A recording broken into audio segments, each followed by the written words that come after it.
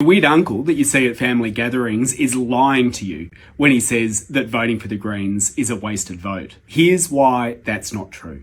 You've probably heard the media talk about preferences as we get closer to an election, and this guy starts to weigh in. In Australia, we have preferential voting. You decide where your preferences go.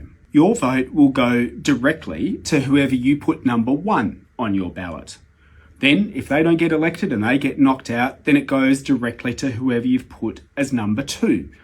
And that keeps going on until someone is elected. By voting one Greens above both of the major parties, it helps us, 1, get more Greens elected, but 2, if your local Greens candidate doesn't get elected and gets knocked out, then your vote flows on to your next preference automatically. And this is really important because it sends a very clear message to the major parties that they're not doing enough to get your first preference. That's a real quick no. Uninterested in that option. What we saw at the last election was more Greens MPs than ever before in the House of Representatives and in the Senate, as well as a large number of crossbenchers and independents. In order to pass legislation, Labor needs a majority.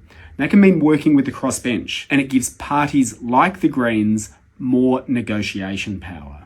This is what we saw when Labor had to work with us to pass the Housing Australia Future Fund earlier this year.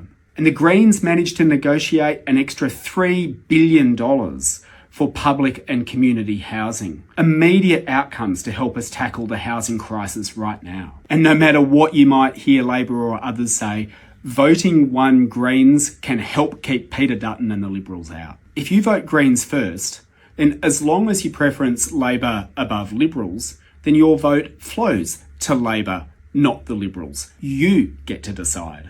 This is how we break up the two-party system in Australia. We're in a dire cost of living crisis, the housing system is broken, and Labor is more interested in propping up big corporations and wealthy property investors than fixing the problems. We can't keep voting for the same two parties and expect a different result. With more Greens MPs in Parliament, we can fight for the things we need.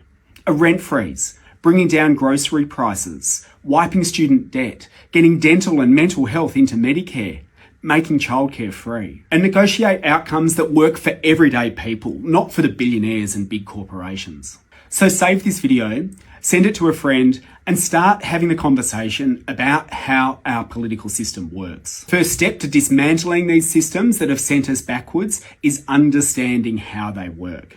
And if you want a more in-depth, step-by-step breakdown about how other parts of the political system work, let us know in the comments. Authorised by J. McCall, Australian Greens, Canberra.